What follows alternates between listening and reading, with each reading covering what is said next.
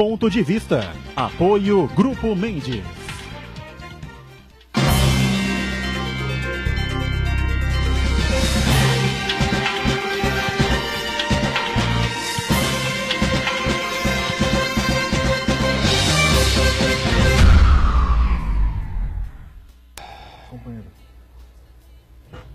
Olá, está começando aqui mais um Ponto de Vista, sempre com você de segunda a sexta, neste horário da 1h30 da tarde, horário do almoço, tradição do debate político, da discussão dos temas importantes que formam aqui a pauta da cidade, da nossa região metropolitana e, claro, sempre os temas e os assuntos importantes de interesse nacional também. Lembrando que a gente tem a nossa reprise diária aqui na Santa Cecília TV, a partir das 20 horas, 8 da noite, e você acompanha sempre com a gente, né? A Datafolha divulgou novos números aí da corrida ou da sucessão presidencial. Eu continuo aqui na minha batida, não é?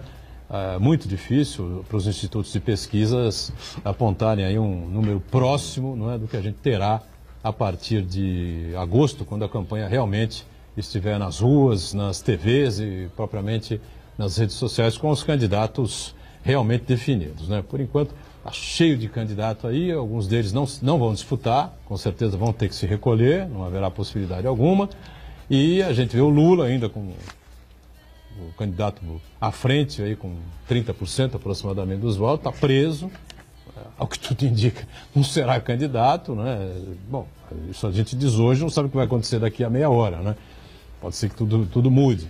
Eu não acredito, acho que ele não será candidato, não disputará a eleição. O que chama mesmo a atenção, mais uma vez, apesar de não ser novidade nenhuma, é o índice de rejeição ao presidente da República, Michel Temer, 82%, o maior da história, e é por isso que eu coloco aqui em discussão, todas as vezes que a gente abre aqui o noticiário nacional, ou comentários nacionais aqui, o que é pior para o país, né? É uma sequência com Michel Temer até o final do ano, ou seria a imediata retirada dele, a imediata saída dele com a renúncia, né? Para renunciar tem que ter grandeza, né? Eu não vejo isso, lamentavelmente, no presidente Temer, né? Mas o que seria pior, né? Se ele saísse agora ou se levasse o governo até o final, né? Vários convidados a maioria deles aí tem dito que o pior seria, é menos ruim que ele fique, essa coisa toda, enfim, eu sou voto vencido aqui na mesa, né? Marcos Santana também tem a mesma opinião que eu. Quem está com a gente nessa edição para tratar desses e de outros temas importantes é o nosso Joaquim Fernandes, de volta aí de mais um giro pelo mundo, para participar aqui conosco nessa edição de segunda-feira. Tudo bem, Joaquim? Prazer revê-lo. Boturão, boa tarde. É sempre um prazer estar aqui com você, com o Adilson, vereador atuante e de voz potente. Muito. Não é? Histriônica. Toca o coração dos seus eleitores. Ui. E o Marcos Santana, né? E Marcos, é sempre um prazer estar com você. O nosso Adilson Júnior, vereador e presidente da Câmara de Santos, também participa desta edição de segunda-feira. Tudo bem, né, Adilson? Tudo bem, Boturão. Obrigado pelo convite. Obrigado, Joaquim, pelos elogios. Você vê que a gente já começa bem, né? Depois de tecer essa introdução. Marco, a você de casa. Uma alegria estar aqui mais uma vez. E o Marcos Santana lá na ponta, atento aí às redes sociais, às transmissões aqui do Ponto de Vista e a sua participação com a gente aqui também. Tudo bem aí, Santana? Tudo bem, boa tarde a todos. Boturão, se me permite fazer um breve comentário sobre a pesquisa eleitoral divulgada pelo Datafolha. Como você bem observou, é o retrato do momento bem diferente do resultado final que nós teremos em outubro. Mas ainda assim a gente pode fazer algumas especulações aqui e eu gostaria de me ater especificamente em relação ao Jair Bolsonaro. A pesquisa do Datafolha incluiu o nome do ex-presidente Lula e ele aparece novamente com 30% das intenções de voto. Mas o mais curioso que é o seguinte, nos levantamentos anteriores, uma boa parte dos votos que iriam para o presidente Lula, quando ele está fora da disputa, uma boa parte desses votos iam para o deputado Jair Bolsonaro. Essa tendência desapareceu. A maior parte dos votos agora migram principalmente para Marina Silva e Ciro Gomes. E também essa pesquisa mostra o que parece que o teto do Jair Bolsonaro ele chegou realmente, né, na casa dos 22%. Então, é uma tendência, um sinal muito claro de que, a partir do momento de que as pessoas começam a conhecer quem realmente se trata de Jair Bolsonaro, a campanha dele tende a perder força. Eu quero cumprimentar você que nos acompanha ao vivo, convidar você a participar do programa, mandando sua pergunta, crítica, sugestão, pelo Facebook, Ponto de Vista com Edgar Buturão, ou por e-mail, contato@pontodevista.tv.br. O programa também pode ser acompanhado ao vivo, também na internet, santaportal.com.br/tv. As edições anteriores ficam disponíveis no nosso canal no YouTube, na nossa página no Facebook. E você que nos acompanha na reprise, às 20 horas, uma boa noite. Boa noite para você que está na reprise. O programa ao vivo termina, você sabe, às 2h30 da tarde, até começar a reprise às 8 da noite. Sabe Deus o que rola por esta república combalida. E por falar na república combalida, antes da gente entrar aí na questão dos pré-candidatos aí à presidência, 82%, Michel Temer é o presidente mais rejeitado da história do país, 3%, se não me engano, né? Ainda acreditam no presidente, no governo dele, e fica a pergunta, né? Eu tenho a tese, defendo a tese aqui, Joaquim e Adilson, que não há possibilidade alguma do Michel Temer conduzir um amplo pacto, um acordo nacional, enfim, para que se chegue com uma certa tranquilidade às eleições e até a posse no presidente da República. Essa é a impressão que eu tenho, entendeu? Não é uma coisa pessoal. Analisando friamente o quadro que nós temos aí. Se os caminhoneiros resolverem entrar em greve de novo, vão entrar. Se os petroleiros decidirem, vão entrar. Os bancários vão para cima, entendeu? Figura do Temer e nada hoje é a mesma coisa no Brasil. Então, eu acho que se fosse um ato de grandeza, né, seria a renúncia do Michel Temer. Mas tem aquela história. Renunciou, cai no Moro, né? E do Moro, sei lá, Papuda, Curitiba, sei lá onde é que ele vai parar. Não sei o que vocês pensam a respeito disso. Olha, podem me chamar de louco, de fora da realidade, mas eu não entendo essas pesquisas eleitorais, eu confesso. Primeiro, essa insistência em colocar o ex-presidente Lula preso como candidato em pesquisas eleitorais, em primeiro lugar. Segundo, eu noto, e aí eu complemento as informações do Marco Santana, eu acho que é uma má vontade da imprensa com o Jair Bolsonaro. Eu posso não gostar dele, mas a cada momento se verifica que há uma má vontade dos órgãos de imprensa contra a candidatura dele. Por que você acha isso? Eu acho porque para a imprensa, Folha de São Paulo, Estado de São Paulo... Ponto de vista, as pessoas acham que ele é um Trump piorado, né? Então eu não entendo. Você não acha que ele é um Trump piorado, Joaquim? Não, eu acho que ele ainda... Aí você não... Veja, eu acho que ele não pode nem ser todas as vezes comparado ao Trump. Né? Veja só, a Veja fez uma pesquisa na edição que veio com a greve dos caminhoneiros e perguntou a todos os pré-candidatos, de todos os partidos, são uns 17 sujeitos, e mulheres inclusive, sobre a greve dos caminhoneiros. Nenhum dá uma resposta objetiva. Nenhum. Flávio Rocha, o cara do Podemos, o do Partido Novo, o Álvaro, nenhum desses políticos dá respostas objetivas. Então me parece estranho, por exemplo, que o Temer tenha 80% de rejeição, não que ele não mereça pela sua figura, mas não pelo governo dele, e a Dilma, que saiu esculhambada, todo mundo queria que ela morresse, etc., ela e o Aécio são líderes do Senado em Minas Gerais. Então, na verdade, me parece que a população está deslocada. Porque eu não acredito que, por mais que o Michel Temer tenha todos os seus problemas políticos, ele está fazendo um governo tampão, confessadamente tampão, resolvendo problemas que foram deixados, que quase levaram o Brasil ia para o volume morto. Então, esta rejeição dele... Você acha que ele está resolvendo os problemas? Ou tá eu acho que ele, até um determinado momento, ele estava com esse espírito resolvedor.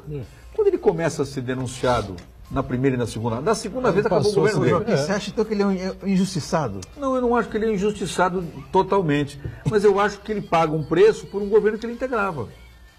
Se você pegar a figura do governo dele, uma fotografia do governo dele, ele conseguiu tirar, pela figura do Meirelles, pela figura da equipe econômica, o Brasil estava com os dois pés embaixo, meu. Isso é inegável. Mas a situação não mudou. Mudou o humor dos investidores. Você veja o déficit... mudou o humor dos investidores. O Brasil estava quebrado. A Bolsa está caindo também, pô. Não, mas por outras circunstâncias. Como não? Não. A Bolsa está caindo por outras circunstâncias. Por quê? Os índices mostram que está ruim. Olha porque, o dólar, quanto é que está o dólar. Veja só, Não, mas aí- o dólar tem outro reflexo. Reflexo com a política de juros americana. Agora, em relação à Bolsa de Valores, ela tem outros indicadores. Agora, isso mostra que a população ela não acredita, na verdade, na classe política. Infelizmente, quando você olha resultado em Minas Gerais, os resultados da pesquisa, você vê que quem Mas é a Marina Silva na hora do dia? Vamos lá. O que a Marina fez em política? Nada. A Dilma já havia vencido a eleição presidencial em Minas, né? Lembra do Sim, segundo exatamente. turno? Primeiro e segundo turno. Aliás, lá, foi ganhando decisivo, né? Foi, a vitória dela em Minas Gerais. Foi decisão ali. Foi decisão em sim. Minas Gerais. Então, assim, é complicado você olhar esse retrospecto, esse mapa de Não, e o governador eleitorais. Pimentel do PT completamente esculhambado, né? Pô, Atacado, denunciado. então você veja que a população Rebeliões, está né? descrente na classe política e ela também não tem convencimento sobre os políticos de que ela quer eleger. Não, eu tenho dito que os institutos de pesquisa aqui, neste ano, eles têm enormes dificuldades. Eu acho um alto risco essas Verdade. pesquisas que estão sendo colocadas aí Concordo com o por ponto de vista. Datafolha, Paraná Pesquisas, Ibope, principalmente o Datafolha e o Ibope, que são os mais tradicionais, os mais conhecidos, enfim. Você tem um quadro definido em São Paulo, não é, onde você tem Márcio França, atual governador, que é a reeleição, Dória, Scaff e o candidato PT, Luiz Marinho, aí o quadro de 4 candidatos, onde aí eu acho que as pesquisas podem trabalhar com um pouco mais de certeza, enfim, do que estão apurando. Agora, o quadro presidencial e essas outras situações realmente são muito confusas. Diga, Adilson. Não, bastante. Concordo com você. Eu acho que o Bolsonaro, na verdade, ele estagnou. Eu nem vejo que ele aumentou, né? Se você for colocar os últimos levantamentos, ele permanece na casa dos 20%, agora que oscila um pouco para 22%, mas está ali dentro da margem de erro. Acho que esse é o reflexo de fato. Acho que ele realmente, não por conta talvez dessa não simpatia da imprensa, mas eu acho que mesmo pela figura dele, eu acho que ele encontrou o teto dele e a tendência é cair. Ao passo que chega, na minha opinião, no cenário eleitoral, que ele não terá exposições, que as ideias elas ficarão mais explícitas, se é que ele as tem, porque eu só falo de uma coisa, né? Mesmo na questão dos Prenda e cartões, arrebenta. ele também não falou nada com nada. Então, assim, mas a gente vive também no verdadeiro limbo de quem depositaremos a nossa confiança. Perfeito. A gente tem um Bolsonaro que é um extremo, não é? A gente vem aí o Ciro realmente crescendo principalmente no centro-esquerda ali e tal, até pela ausência do Lula nas eleições. Você vê que ele aumenta essas intenções quando se tira o nome do Lula. A Marina, que é a Marina, que de todas as eleições aquele jeito, e não tem nenhum outsider. Marina tem um recall aí, né? Recall, e tem um recall das últimas duas eleições. 22 milhões de votos na eleição presidencial de 2014, sendo massacrada pela campanha do PT, também depois no pelo reta final pela campanha do Aécio. Não foi pouca coisa. E ela agora... né? Ou seja, ela tem um recall, então não dá para descartar. Mas também, eu acho que é só o recall. Né? De novo, também não... E você não tem como se mostrava ali, outsider, né? Numa época falava-se no apresentador lá da Globo, daqui a pouco não sei mais quem, ou seja... O outsider não cabe aqui no Brasil, né? Exato. Então, mas você não tem também essa figura, né? Ou seja, de alguém que tem uma posição fora dessa insatisfação com a classe política, que de fato as pessoas estão, por isso talvez desse momento muito mexido, né? Mas nos chama a atenção alguns fatores. Um que me chama bastante atenção é a eleição em Tocantins. 49% de abstenções. E essa mesma Datafolha mostra números parecidos. Se eu não me engano, tem 23% que indica brancos e nulos e perto de 20% de indecisos. Ou seja, a gente está falando que há 3 meses e tanto da eleição... É bom você comentar esse aspecto, que é um índice que vem persistindo ao longo de todas as pesquisas, independente do instituto de pesquisa, né? Todas as pesquisas, todos os institutos indicam quase metade da população descrente com a política. Descrente. O que é um fator, Joaquim, Boturão, amigo de casa, complicado. Porque suponhamos que alguém vença as eleições num cenário como esse. Verdade. Ou seja, você não vai ter governabilidade. Porque você vai ter, sei lá, 40 e tantos por cento de uma população que simplesmente não depositou em ninguém uma confiança. Não pode reclamar. Eu defendo essa tese. Você não gosta de ninguém, não existe essa tese. Alguém é menos, por algum aspecto, concorda? É verdade. Você tem que compreender que é melhor do que o outro. Alguma coisa você tem que extrair de um candidato. Se você não vai para a urna, se você não vota, você vai ficar 4 anos sem abrir a boca. Ah, mas eu pago meus impostos, não interessa. Você tem que ir para a urna e exercer o seu direito de voto. É uma obrigação, principalmente num momento como esse, que o Brasil está meio de pernas pro ar. Tem que escolher alguém. Mas o meu não vai ganhar. Tudo bem, mas você escolheu o cabra. Claro. Eu concordo com você. Tem que ser assim. Se você não vai à urna, Adilson, você não vota, fica quieto, não reclama, não interessa. Ah, votei, o cara perdeu, não foi pro segundo turno, problema seu, não tem problema nenhum. Vai pro segundo turno e votar em alguém. Um com o outro lá, vai decidir alguém. Um dos dois é menos ruim que o outro. É que, na verdade, assim... Uma característica que se identifica um pouco mais com você, pô. A gente tem um problema no Brasil também que é o seguinte, né? E nós já comentamos aqui no ponto de vista. O Geraldo Alckmin, por exemplo, ele foi massacrado com o negócio da segurança pública. Que a segurança é horrível, reeleito no primeiro turno. E aí, quem votou nele não admite que votou, é contra. Então, né, todo mundo, nunca ninguém votou em ninguém. E o cara ganhou. Né? Mas a segurança pública do Estado de São Paulo é horrível para quem, por exemplo? Veja bem, eu nem entrei nesse terreno, só estou dizendo que as pessoas criticavam na eleição a questão da segurança pública. E o sujeito é reeleito. A oposição criticava. No primeiro turno. Mas espera aí você tem o Lula com 30%, você acha alguém que fala, eu voto nele? É isso que eu estou falando. Quer dizer, eu não consigo ver ninguém falando assim, a não ser os de sempre, pessoas que acreditam que há uma manipulação jurídica para colocar o Lula na cadeia. O Estado de São Paulo é completamente diferente. Você olha o Brasil é muito dividido. A figura do ex-presidente Lula, ninguém vota nele, pelo menos só São Paulo. Né? Aí pessoas que vão para o Norte e Nordeste que voltam, dão a impressão também de que lá ele não é uma unanimidade. Né? Lá as pessoas também estão divididas com relação a se ele realmente é um injustiçado e um oprimido ou se realmente ele paga pelo preço justamente da prisão dele. Então, assim, eu não consigo ver esse cenário de 30%. A Marina, a sua análise para mim, viu, Adilson, foi perfeita, sinceramente. A Marina, ela sempre me lembra um quadro que o Pânico fazia nas eleições, né, de brincadeira. E quando eles falavam da Marina, ela caía de cima da árvore, com um vestido de chita, e falando coisas, um vestido simples de chita, ela caía de cima da árvore, falando coisas desconexas. Então, para mim, é exatamente isso. Ela passa 4 anos que ela não participa dos grandes debates nacionais. Não. Aí ela aparece como candidata a presidente. Ela apostou em duas situações, né? Uma na novas eleições, né? Depois do impeachment. E outra em ter sido ali o fiel né, ter ficado ali no meio do tiroteio, né, ter sido massacrada pelo PT e ter sido massacrada depois pelo PSDB do Aécio Neves. Né? E depois ela foi apoiar o Aécio lá na frente, enfim, quando devia ter apoiado no dia seguinte, entendeu? Devia ter feito a campanha do Aécio. Ah, mas se o Aécio fosse presidente, isso é um terror. Provavelmente isso é um terror do mesmo jeito. Mas é o que eu estou dizendo, você tem a Dilma de um lado e o Aécio do outro. Não tinha alternativa. Como dizia Mário Covas, você tem que ir para um lado ou para o outro, meu amigo. Não tem essa conversa de ficar aí com... Entendeu? É verdade. Ela devia, no dia seguinte, ter declarado, falou, eu vou votar em Aécio, libera minhas bases, sei lá o que for, entendeu? Libera as bases. Eu vou votar no candidato Aécio Neves, que chega da Dilma, chega do PT, por tudo isso que foi colocado na campanha, pelo massacre que me fizeram e tal, essa coisa toda.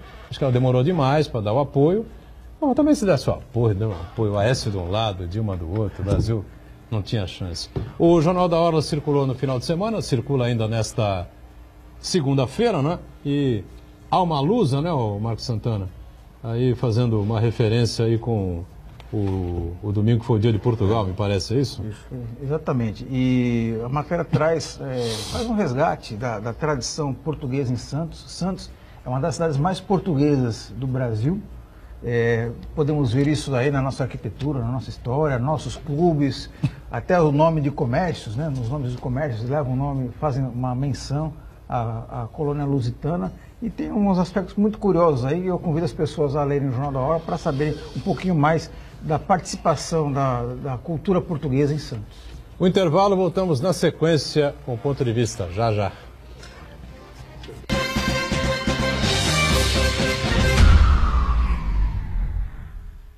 Existe um lugar em Santos onde você encontra os empreendimentos mais fascinantes da região. Um lugar amplo, aconchegante, feito para oferecer o melhor atendimento para você. Um lugar que reúne as melhores opções residenciais e comerciais nos bairros mais nobres de Santos. Um lugar que a gente nem precisava dizer, porque você já sabe. Central de Vendas Grupo Mendes, Rua Guaiaó 55, Aparecida. Venha fechar um bom negócio para abrir as portas do seu novo lugar. Santa Cecília TV no canal 52.1 HD. Se você ainda está com dificuldade de sintonizar a Santa Cecília TV em alta definição pelo sinal digital, você precisa escanear os canais da sua TV através da autoprogramação no seu controle remoto. É bem simples e você sintoniza os nossos programas com qualidade digital de imagem e som sem pagar nada por isso. Santa Cecília TV 52.1. Escaneie e sintonize a maior programação regional da sua TV em alta definição. O melhor remédio contra a crise é acreditar. Anuncie na Santa Cecília TV, a TV que não para de crescer. Ligue 3202-7107.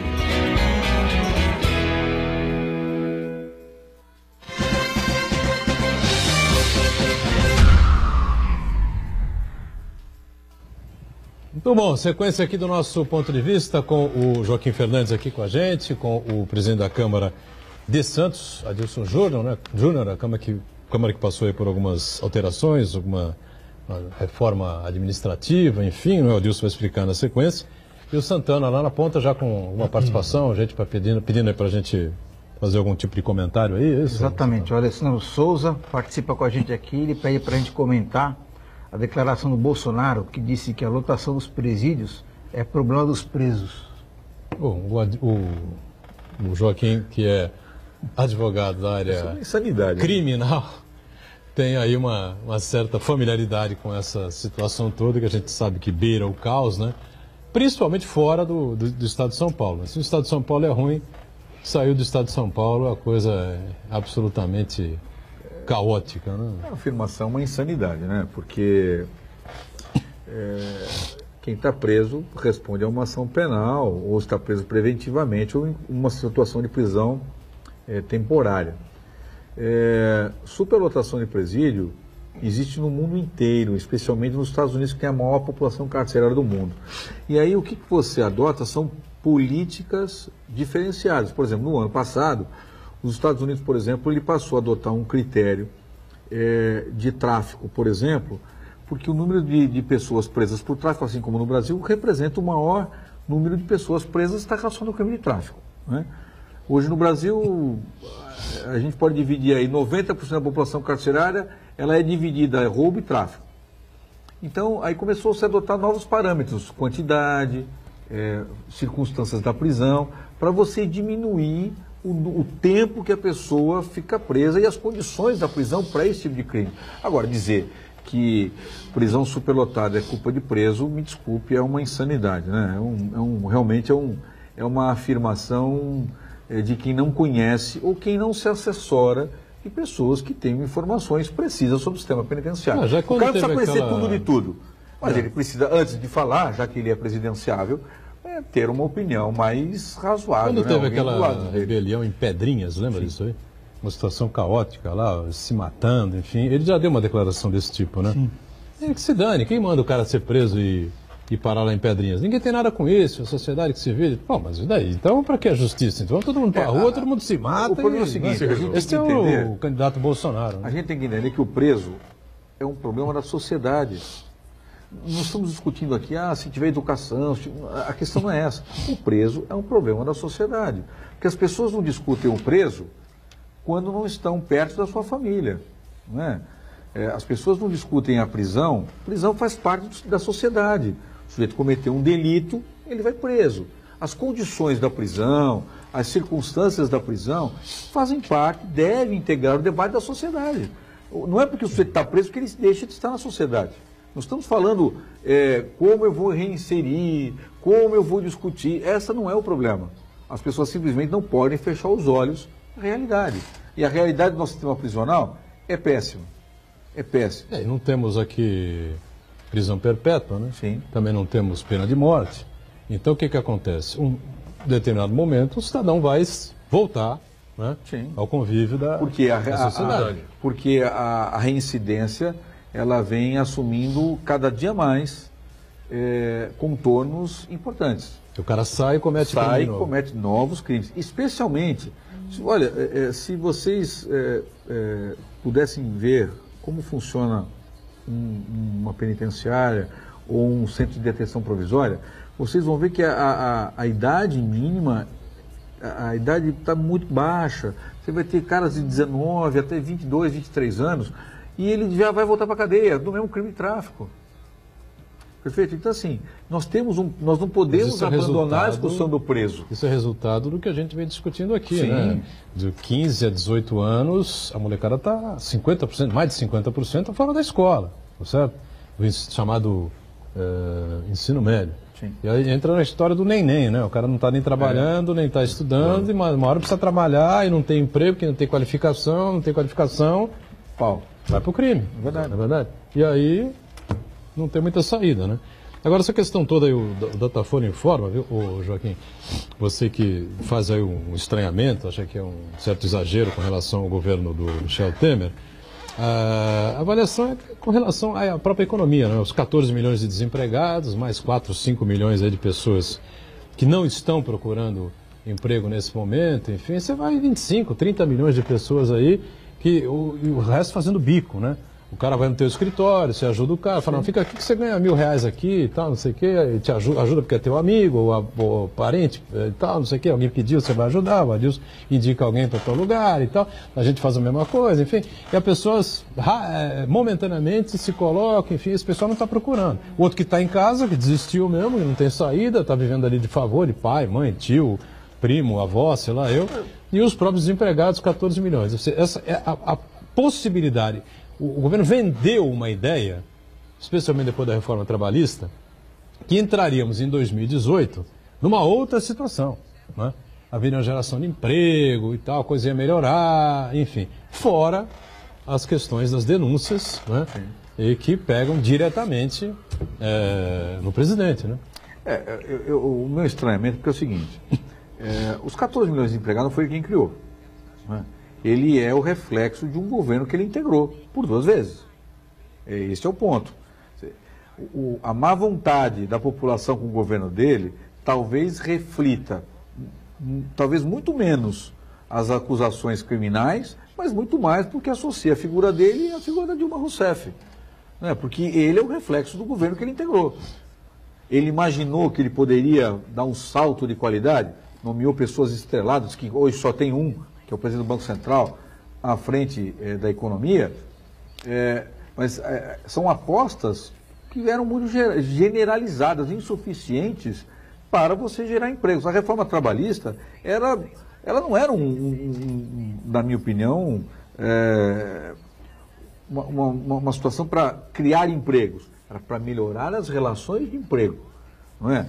Então, assim, tudo foi feito, poderia ter sido feito mais, mas infelizmente ele não tem mais sustentação política para angariar da população uma credibilidade aos seus atos. Está esvaziado. Ele é um sujeito que cata ministro na esquina. É difícil. Por aí é que vem a minha colocação. Eu acho que o ideal para o país seria a renúncia do Temer. Ah, mas quem assumiria? O presidente do Senado não quer porque é candidato. O presidente da Câmara não quer porque é candidato. O presidente do STF assume e propõe um pacto nacional. Fala, eu vou assumir agora. Chama aí todas as grandes lideranças sindicais, políticas, enfim, que for possível, né? Tipo de união que possa ser feito para se preservar minimamente o processo eleitoral até as eleições de outubro e até a posse do presidente ou presidenta, não sei, eleita em 1º de janeiro, que se dê a esse presidente os tais 100 dias a que ele precisa. Eu acho que seria uma saída minimamente aceitável, razoável. Agora, o Temer vai continuar? Vai. Ele vai sair? Não vai. Vai renunciar? Não vai. Agora, ele não tem moral nenhuma, absolutamente nenhuma sustentação política, como diz o Joaquim, o Adilson, para propor pacto nenhum. Mas aí eu acho bastante temerário, doutor.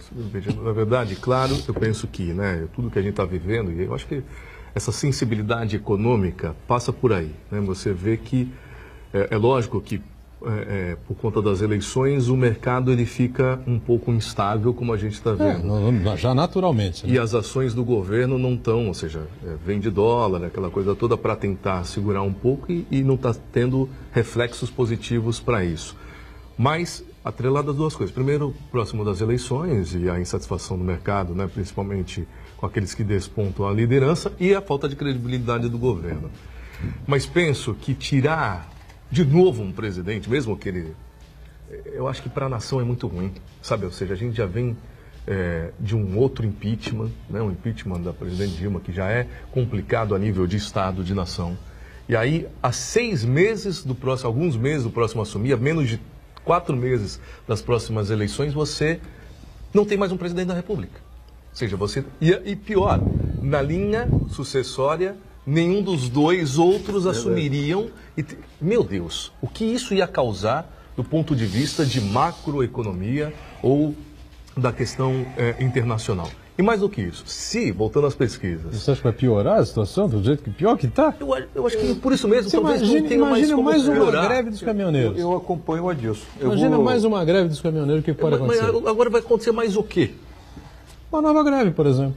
Claro, eu acho que ele não tem... O governo não tem condições de cumprir aquilo que prometeu. Mas olha só, aí a gente vai para uma nova eleição. Todos os estados estão pedindo arrego. Dentro da sua tese, a gente vai para uma nova eleição. Suponhamos que esses dados... Qual? Uma nova eleição presidencial agora, em outubro. Outubro, normal. Se esses dados da pesquisa, ou aquilo que aconteceu em Tocantins, e aconteceu um pouco mais atrás... No Amazonas. No Amazonas, acontece. O que a gente vai ter? O mesmo falta da eleição de Dilma e Aécio, um país dividido? Pois é. Então, você vai estar muito ligado a essa divisão do país e uma dificuldade de governabilidade pela falta de credibilidade. Mas, a eleição, por exemplo, nos Estados Unidos... Vamos ter que pôr o presidente do STF agora e talvez depois. Nos Estados Unidos costuma dar a diferença de 100 mil, 150 mil, 200 mil votos e tal, em 200 milhões de habitantes... 300 milhões de habitantes, 250 milhões de eleitores, a diferença está 150 mil votos. Não a quantidade, dá nos distritos. Nos distritos, pode ser. A diferença pequena é da forma de eleição que eles se dão lá. Mas tudo bem, a eleição fica pequenininha a diferença, percentualmente. Não quantitativa. Não. Fica pequena. Não, porque na verdade... E a Hillary que ganhou do Trump? Então, mas veja só, mas ali é uma das poucas eleições em que quanto a disputa foi a diferença foi do Macron, por exemplo, para a adversária dele, a extremista de direita, a Le Pen? Não me recordo. Uma diferença maior até, tudo bem, mas foram os dois para o segundo turno, brigaram e tal. Sim, mas eu acompanho o Adilson, porque nós já estamos numa situação temerária. Nós vamos criar mais uma situação temerária. Olha, o Joaquim, data vênia.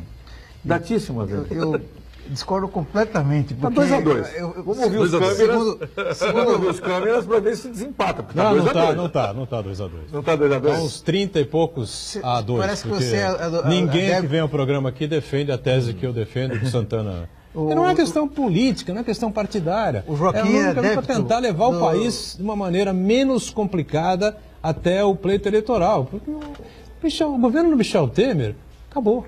Mas o pior é o seguinte, o Joaquim parece ser adepto do filósofo Tiririca, né? Que pior que tá, não fica, né? Mas eu acho que fica, viu, com o Temer, ele fica pelo seguinte sentido, além dos casos de corrupção, isso é um requisito fundamental para que ele seja defenestrado, investigado e preso, né? Porque mais do que elementos tem para isso, não só ele, mas toda a quadrilha, né? Você que está dizendo. Eu vi as malas de dinheiro, eu vi uma série de gravações, eu e todo o Brasil inteiro vimos. Mas você não viu ele pegando dinheiro, não é? O Joaquim está sendo contratado pelo Michel Temer? Não é possível. Eu só estou partindo do princípio... Nós temos uma série de evidências aí. Não, evidências não são provas contundentes contra uma corrupção. Muitas pessoas podem... Ele é presidente da Câmara. A relação dele com o Coronel Lima... presidente da Câmara. Se alguém falar em nome dele, isso quer dizer que ele está envolvido? Claro que não. Mas existe uma série de indícios que uma investigação que não está sendo feita a contento porque ele está na presidência da República vão revelar. Isso é uma questão de tempo. Claro. Né? Agora, outra coisa que eu acho que é tão grave, talvez até mais grave, que é o Temer, que seria um governo provisório, ele está promovendo ou tentando fazer mudanças profundas e muitas delas irreversíveis, né? Uma delas é a reforma da Previdência, que acabou de ser condenada pela Organização Internacional do Trabalho. Deixa eu terminar de falar. Eu já percebi que um argumento, uma estratégia sua é você cortar a pessoa. Jamais. Faz júri, pô. Exatamente. Agora não caiu mais. Agora, o Joaquim, outra mudança, vou te dar outro exemplo. São vários exemplos aqui. Por exemplo, a fiscalização de agrotóxicos, que antes era encargo do Ministério da Saúde, passou para o Ministério da Agricultura. Significa dizer o quê? Que a raposa toma conta do galinheiro, porque o Ministério da Agricultura é completamente tomado pelo agronegócio, pelo lobby do agronegócio. Então, eles fiscalizam os produtos que eles mesmos utilizam. Isso daí é apenas um exemplo. Ao longo de todo o governo, o Michel Temer está fazendo um governo de desmantelamento do país. Então, quanto mais tempo ele ficar, mais o Brasil vai regredir enquanto nação. Agora posso falar? Claro. Então tá bom. Em primeiro lugar, eu ficaria com uma expressão dita pelo Delfim Neto numa entrevista, que ele diz o seguinte: todos os candidatos, todos os partidos estão errando gravemente em relação ao Michel Temer, especialmente na reforma da Previdência, que todo mundo admite que é necessária. Deveriam deixar ele fazer o serviço sujo para assumirem sem o desgaste da Previdência no primeiro ano, que todos terão que fazer, número 1. Agora, com relação ao desmantelamento, eu não concordo, me desculpe, porque a reforma trabalhista condenada pela OIT, olha, eu posso ter inúmeras divergências, e tenho, com relação à reforma trabalhista, mas ela não é tão abominável quanto se diz, me desculpe, respeitando o entendimento diverso, não é? Perfeito? Então, assim, o organismo internacional. Veja, primeiro, nós vivemos num país extremamente burocrático, número 1, cuja burocracia é construída para exatamente criar dificuldades e não facilidades. Pelo contrário, né? E aí você cria um ambiente de corrupção, exatamente porque você, ao invés de ser um negócio objetivo, o sujeito cria tantos impedimentos que você faz a situação não andar. Eu dou um exemplo. Meu irmão mora nos Estados Unidos, constrói casas lá. Se o sujeito vai lá vistoriar a casa que está pronta, se tiver um parafuso fora do lugar, a fiscalização diz: olha, eu não vou autorizar, você reforma e eu volto. Paga $500 para a nova fiscalização. De quem ele desconta o prejuízo? Do empregado. O empregado paga. Não tem conversa. Foi você que botou o parafuso errado? A fiscalização veio aqui? É você que paga. Então, olha, o guarda para você. As multas, os pontos na carteira só são para excesso de velocidade. Tem exageros, claro. A CLT é exagerada. Então, na verdade, passou do limite, ponto, enfim. O que o Michel Temer iria fazer em alguns momentos era tornar o país um pouco mais agradável. Ele não tinha credibilidade para isso. Só que ele perdeu a credibilidade. Ele não tinha. Ele era vice da Dilma, ele tinha que sair descido a rampa junto com a Dilma. No primeiro momento ele tinha. 1000 vezes. Ele estava com o Congresso na mão. Quando se fala agradável, o Congresso na mão, pô. Porque, na verdade, ele não atacou nenhum privilégio, ao contrário, ele quer acabar com... com direitos. E diz um governo da redemocratização que o grande objetivo é esse. O grande objetivo é você corrigir as distorções, acabar com privilégios e preservar direitos. Isso é um Michel Temer faz completamente o inverso. Meu caro Marcos, isso é um discurso de atacar privilégios que todos os candidatos utilizam e nenhum deles enfrentou. Todos. Inclusive, mas esse é o nosso desafio. O Lula fez uma reforma do funcionalismo, né? Não, o desafio, ele tinha, Luiz Inácio Lula da Silva, ele deveria ser o primeiro a combater os privilégios do banco. Não, do banco não. Perdeu a oportunidade, não fez, aí não contrário, fez. Né? Não é verdade? Ele seria o primeiro. Ele fez a reforma do funcionalismo, né? Depois de tantos e tantos anos, em 2003, 2004, houve essa reforma previdenciária, né? Pro cidadão que termina o período como funcionário público não carregar a aposentadoria. Agora, eu não sei quantas gerações vai levar para isso começar a valer, né? Aquela turma toda que está valendo. Não, está valendo, mas aquela turma que está empregada lá... O que ele fez foi o seguinte, você, antigamente você somava... Prática, isso, né? Você somava o seu tempo, você ficava 20 anos trabalhando, aí ia para o serviço público, ficava 10, se aposentava com o salário de funcionário público. Você tem essa ressalva. Então, eu acho que a gente tem muito discurso de candidatos sobre política, sobre desigualdades, e na prática a gente não sai do lugar. Sem dúvida. Mais intervalo, voltamos já com o ponto de vista, em instantes.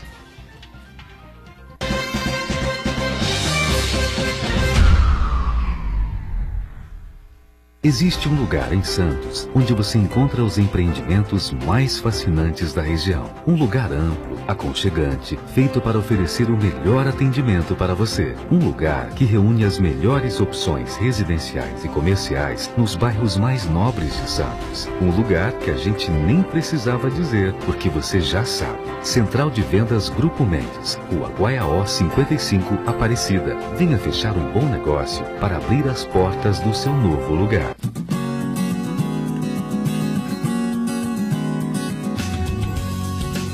Dicas para economizar água. Molhe as plantas com regador pela manhã ou à noite. Assim você evita o desperdício e a evaporação da água. Use a vassoura para varrer a calçada ou o quintal. Usando a mangueira, você chega a gastar 279 litros a cada 15 minutos. A Santa Cecília TV colabora com o meio ambiente. A Universidade Santa Cecília quer ajudar você a realizar seus sonhos. Faça sua inscrição para o vestibular da Unisanta e estude na melhor universidade da região. Cursos presenciais e à distância com excelentes avaliações do MEC. Aproveite descontos de até 25% na matrícula e nas mensalidades. Vestibular Universidade Santa Cecília. Inscreva-se já. unisanta.br/vestibular.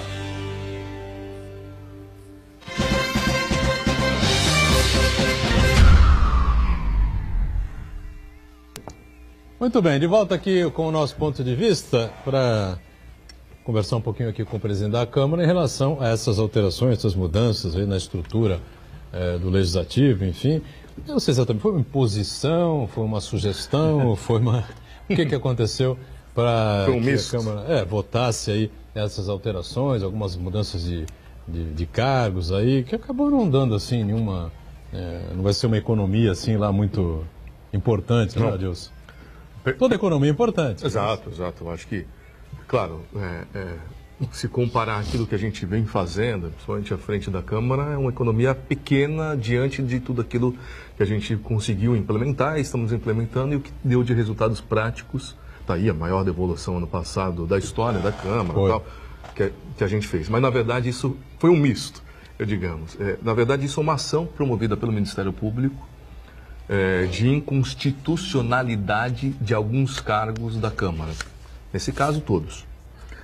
É que esta ação ela está sendo promovida quase que no estado inteiro. A gente viu aí recente a Câmara de São Paulo, por exemplo, que sofreu a mesma ação, promovida pelo Ministério Público e acatada pelo Tribunal de Justiça, pelo seu procurador, chefe, como chama o Ismânio lá? Procurador-Geral. Procurador-Geral. Isso é uma ação de 2016 que julgou inconstitucional, aí nem tanto os cargos, mas os competes. O que isso quer dizer? Que são as funções de cada um dessas personagens da Câmara. Digamos que isso só está aliado, não está aliado à assessoria de vereador, isso são os cargos administrativos da Câmara. Só que penso que foi um pouco além. A Câmara de São Paulo, nessa ação, julgou improcedente 1.000 e tantos cargos.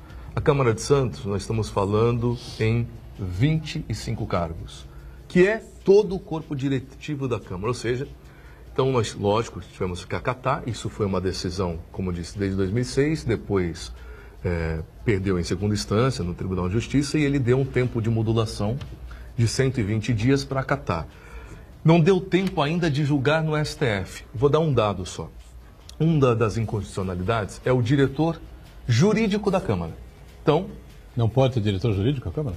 Segundo a ação, não poderia ter o diretor jurídico, o diretor administrativo, o assessor de imprensa, e todo o organograma, Na verdade, a Câmara não funcionaria sem ninguém, só os funcionários de acesso, sem chefias diretas. Ou seja, aqui é um pouco de exagero nesse sentido. O presidente seria chefe de todos ali, não? Exatamente. A Câmara seria o presidente e o chefe de gabinete que cuidaria de tudo, do recursos humanos, do financeiro, do administrativo, da assessoria de imprensa e tudo o que o valha. Que nós estamos falando de 20 pessoas, porque 4 eles deram como constitucionais, então estamos falando de 20. Então o que nós fomos obrigados a fazer? Uma reforma administrativa. De fato, alguns desses competes, eles não correspondem mais com a gestão pública contemporânea, ou seja, dos dias de hoje. Por exemplo, o que quer dizer os competes? Né? A função de um diretor administrativo. Lá falava o que lhe cabia e a quem ele tinha que remeter. Nós aproveitamos isso e deixamos isso de uma forma mais moderna e com um organograma talvez com melhor fluidez, digamos assim, ou do layout do organograma correspondendo o que cada um faz, mas mais do que isso, quais são as suas obrigações, os seus direitos e a quem cada uma dessas pessoas tem que se dirigir. Então, isso que nós fizemos. Aliado a isso, fizemos então isso é obrigado e também ele deu que na última reforma isso foi dado por lei e que não poderia, teria que ser por resolução. Por isso que coube naquele momento uma possível, se não fosse acatado, uma sanção administrativa, né? Uma improbidade administrativa. E resolução, no entanto, porque é um ato administrativa para o presidente, que no caso é você. No caso era o vereador Manuel Constantino. Só que o projeto de lei foi, aí por projeto de lei, aí que ele deu um erro do rito legislativo, porque por ser projeto de lei você faz na casa e o prefeito sancionou à época. Estava rolado também como improbidade administrativa. Então fizemos por resolução, que é o que ele mandava, e resolução, um ato político como se diz, tem um nome, aprendi bastante, viu? Eu fiz 1 ano só de direito, mas depois dessa ação que a gente estudou dia e noite, eu fui fazer um PhD. Ou seja, porque você fez ali uma questão interna da Câmara. Então fizemos por resolução. Interna corporis. Interna corporis. E aí você não pode você não incorre em improbidade porque é uma questão interna. Então demos uma nova roupagem à Câmara, não só mudamos os competes, mas alguns nomes. Então, diretor se torna secretário, criamos a figura do secretário, do subsecretário, que remete, porque era um pouco solto. Só que, diante disso, a gente aproveitou que não havia essa necessidade para tentar economizar. Né? Eu acho que, se eu deixaria um legado aí à frente da Câmara, eu acho que é a questão da austeridade efetivamente com o dinheiro público. O que fizemos então? Um desses cargos, ele entendia e já era que não poderia ser de livre provimento, ou seja, de confiança, de fora, também já não era ocupado, que é o pregoeiro, que é um cargo de extrema responsabilidade. É quem, de fato, coordena todas as licitações. E hoje ele tem uma obrigação tamanha. Né? Ele não só coordena, a obrigação do processo licitatório é do pregoeiro. Então você remunerava essa pessoa de carreira, ou seja, de concurso público, e ela ia para um símbolo chamado símbolo C2. Disse que isso não podia acontecer, que tinha que ser de carreira, já era, mas que não poderia ser um cargo de livre provimento, tinha que ser uma gratificação. Então assim o fizemos. Tiramos esse cargo dessa função e a pessoa que a partir de então vai assumir recebe o seu salário, recebe uma função gratificada, que hoje é na ordem de R$ 1.050, ou seja, vai receber R$ 1.050 para ser o pregoeiro. Claro que aí cria um problema, porque como que você tinha uma pessoa que desempenhava uma função com tamanha responsabilidade, que ganhava os seus R$ 7.000, e agora ganha uma gratificação plus de R$ 1.050. É um problema, acho que administrativo, que a gente vai ter que ter na frente, mas assim o fizemos, ou seja, daí se deu uma redução, entende? Uma dessas reduções. E um outro cargo, que era um de diretor de tecnologia da informação da Câmara, que era nível CS, nós aproveitamos e reduzimos para C1, porque de fato isso não foi a Justiça que fez, a Câmara como um todo entendeu que a gente podia então ali reduzir essa massa salarial e que deu esse percentual aí de próximo de 14 mil mês, vai dar um impacto até o final do ano de R$ 110 mil, mas para os próximos anos, essas simples dois ajustes, dará aí pouco mais de 200 e tantos mil reais ao ano de que não teria. Ou seja, então nós acatamos a decisão promovida pelo Ministério Público, acatamos a decisão judicial, implementamos um novo organograma e aproveitamos aí para enxugar um pouquinho. Você falou que ainda não tinha sido julgada no Supremo Tribunal Federal. Não foi. Esta adaptação que vocês já fizeram para cumprir, porque provavelmente o recurso não foi recebido com efeito suspensivo, razão pela qual começa a execução do julgado. O recurso de efeito suspensivo não foi acatado. Perfeito. Ele indeferiu. Razão pela qual vocês já começaram a ter que fazer e aguardar a decisão do Supremo Tribunal Federal. Exato. É isso? Isso. Ocorre que, por exemplo, um dos cargos do diretor jurídico, ele fala que não pode ser, você teria que pegar dos procuradores da Câmara, por exemplo, e elevar ele ao diretor jurídico. E é uma tese de que, assim, se você é o ordenador, é o presidente, você é o teu diretor jurídico, lógico que tem que ser alguém da sua confiança. E ele se pega também que você não se pegou nessa ação que você não poderia, então, dar um livre provimento para isso. Quando já julgado pelo STF, portanto, há um precedente legal de que não, isso é totalmente possível. E a ação se pega de que no estado de São Paulo houve aí uma resolução, uma época, que isso era ilegal, portanto, da inconstitucionalidade. Só que o próprio STF já julgou que não. E é curioso, você veja como, às vezes, o emaranhado jurídico, ele é estúpido, né? Porque muitos desembargadores, por exemplo, têm assessores que não são concursados. Exatamente. Não são, atenção, os desembargadores do Tribunal de Justiça de São Paulo têm assessores que não são concursados. Como é que é essa coisa? Ele indica mesmo? Ele indica, eu quero o fulano de tal. E o sujeito é assessor dele, sem ser concursado nas carreiras jurídicas. Então, eu acho, às vezes, inconcebível. Eu posso criticar o serviço público, o nepotismo, mas tem coisa que não dá, né? Você querer que o presidente da Câmara, que precisa de um diretor jurídico, cuja especialização em normas e procedimentos de processo legislativo seja muito grande, ele tem que ter uma pessoa de sua confiança. Exato. Não é? Porque ele, mais do que um diretor, ele é um consultor. Um consultor. Não é? Ele vai falar para ti, olha, Dilson, olha, presidente, veja bem, né, olha... Não é? Você já imaginou que se cada caso que aparecesse na Câmara, você fosse procurar um escritório especializado, enquanto a Câmara ia gastar? Ia gastar? É verdade.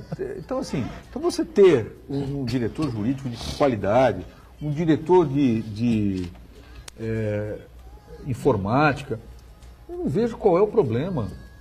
Ao passo, é por isso que eu dei esse exemplo. Então, quando você olha para o TJ, caramba, mas espera aí, eu estou criticando a Câmara, mas o TJ tem assessor que é nomeado, assim como é no Supremo Tribunal Federal.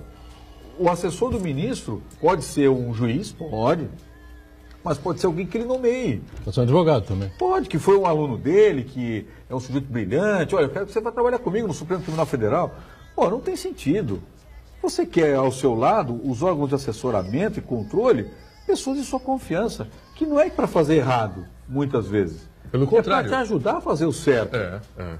Não é verdade? Sim. Então, essa estranheza, por isso que eu entendo que é uma burocracia, às vezes, estúpida. Então, umas coisas que eu não consigo compreender. E vale para o poder para um poder e não vale para o outro. E não vale para o outro funciona de outra maneira.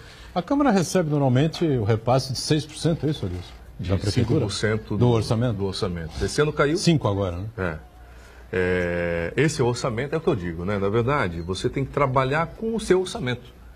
A devolução e o que sobra, ele é uma exceção. Não tem que ser a regra. Porque você tem que trabalhar com o teu orçamento.